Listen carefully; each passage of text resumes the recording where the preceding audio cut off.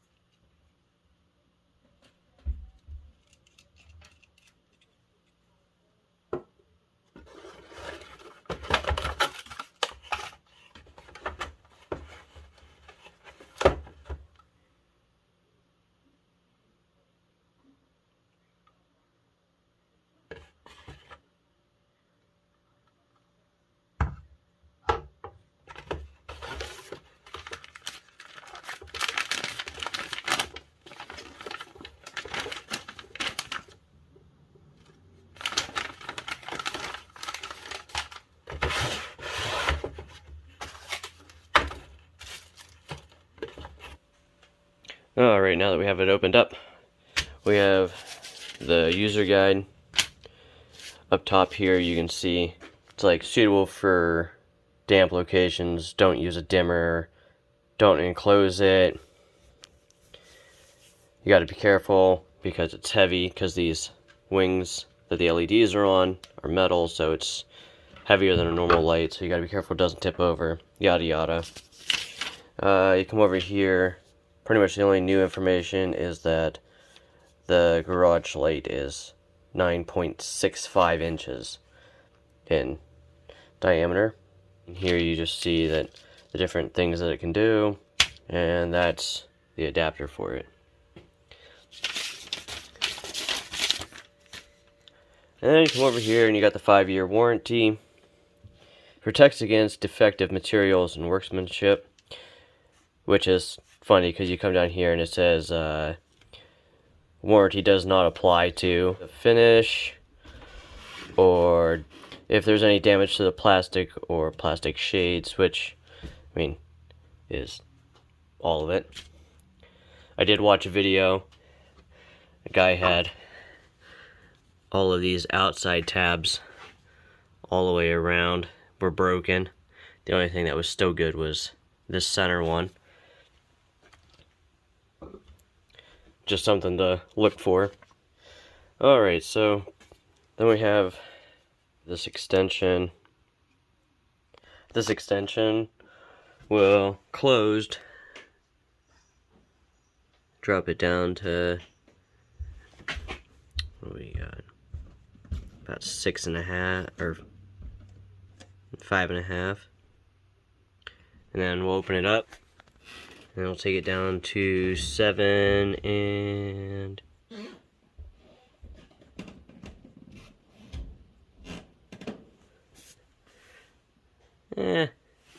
call it 7.5. So it opens up, what, 2 inches? Alright, now let's start with this light. We got it on the edge of the ruler. Come down here, and it doesn't matter how you rotate it, it definitely does not get to 9.5 inches. But hey, it's close, I guess, right? Probably made by the cheapest bidder. Anywho, moving on, you have 30 diodes in each of these cells, and then you got your heat sink here, which is good because LEDs get hot, so hopefully that'll keep them cool enough. That way you can get your 45 years out of it if you use it for 3 hours a day. Alright, so here it is, just flat. Alright, I just found, I was putting these wings up, and I just found this clip was out. And that took a good second to get back in there, but it's in there now. Just something to look out for. Now you know that these wings can be bad, and maybe it won't be totally put together. But back to what I was doing. You can see this thing gets pretty angled like that. I mean, you can probably be shining up on a wall. I mean, I don't know where you'd have a light that you would need to go up like that, but no, I can't lay it down. But yeah, just move them to wherever you need them.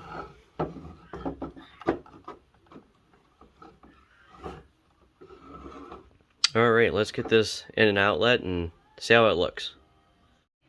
Alright, so for this first test, I just have this one outlet on this side of my basement. You can see that side down there is pretty shadowy. This is kind of lit up a little bit. And then over here you get a lot more shadow. Alright, so let's get this light swapped out and see what kind of difference it makes. Alright, here's the Honeywell. And this is just pointing straight down. You can see the shadow down there is, on camera it doesn't look as bad, but in person it's worse. Same down here. Alright, so here it is again. And here's the other one.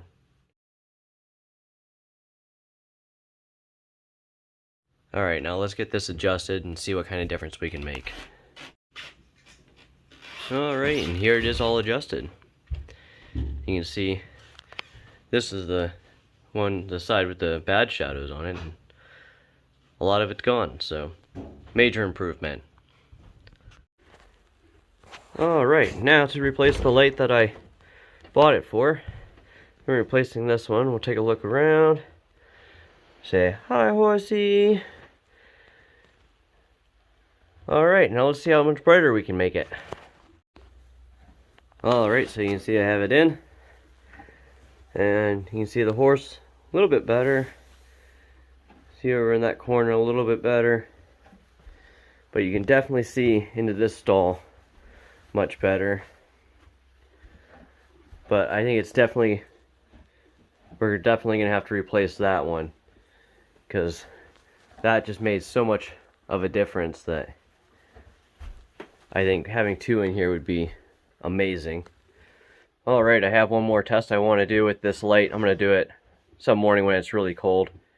When I say really cold, I mean like 20, because that's what's in the forecast this week. Right now it's like 33, but I want to see if this light has any slow startups or anything due to the temperature. Like the fluorescents, they start out real dim and then get bright. I don't know. I don't believe LEDs have any hesitation with the cold, but I want to find out before I replace both of them. But I'll stick that at the end. And I want to thank you for watching. You have a great day. Alright, so the forecast has changed. The coldest it's going to be is 30. That's right now. So let's get these lights on and see what happens. Oh, yes, perfect. No hesitation. Unlike this fluorescent who's got to warm up. The LED's on fire and ready to go.